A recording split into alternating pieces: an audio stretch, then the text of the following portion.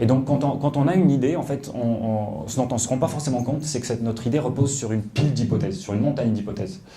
Et d'où le fait que l'innovation, c'est risqué, même si on n'en a pas conscience. À chaque fois qu'on a une idée, et ben, ça, c'est les bons filtres à travers lesquels il faut faire passer l'idée en général.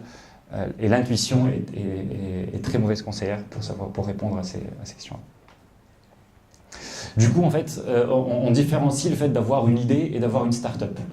En fait, quand j'ai une idée, j'ai cru détecter un problème, j'ai imaginé une solution différenciée, je suppose que la cible l'appréciera, je pense pouvoir gagner de l'argent avec et je rêve d'une croissance exponentielle.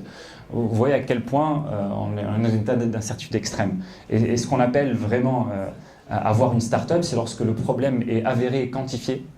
La cible a adhéré à nos promesses, je sais comment satisfaire la cible, j'ai démontré un modèle économique et j'ai trouvé comment croître rapidement.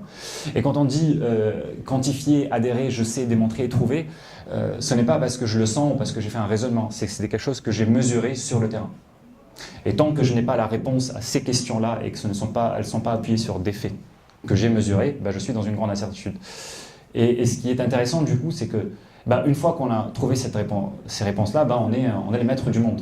Parce que si on a imaginé une idée que personne a un produit qui n'existe pas, et qu'on a démontré que ce produit-là, qu'on a démontré la réponse à toutes ces questions-là, on a un énorme marché qui nous attend. Et il n'y a plus qu'à le prendre. Et donc, le véritable défi d'innover, c'est de passer d'une idée où je suis sur une montagne d'incertitude à avoir les réponses qui me disent « Ok, go, là, il y a quelque chose ». Et en fait, ce qu'on voit, c'est qu'en fait, entre le point A c'est qu'au point B, je n'ai pas fabriqué le produit. Je n'ai pas nécessairement fabriqué le produit. Les gens, naturellement, ont tendance à foncer, quand ils imaginent une idée, à aller fabriquer le produit. Et en fait, ce qui va faire que la start-up parte bien ou pas, c'est la réponse à ces questions-là. Et pour avoir la réponse à ces questions-là, le produit n'est pas quelque chose de nécessaire.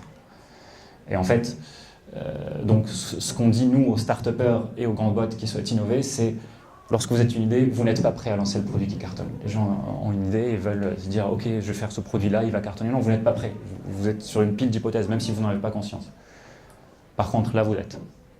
Et entre le moment où vous êtes prêt, n'êtes pas prêt et le moment où vous l'êtes, en fait, c'est un chemin d'apprentissage. Et en fait, le premier objectif d'une start-up, qu'elle soit une start-up externe ou dans une entreprise, c'est de parcourir ce chemin d'apprentissage où on passe d'une incertitude extrême à un sujet maîtrisé.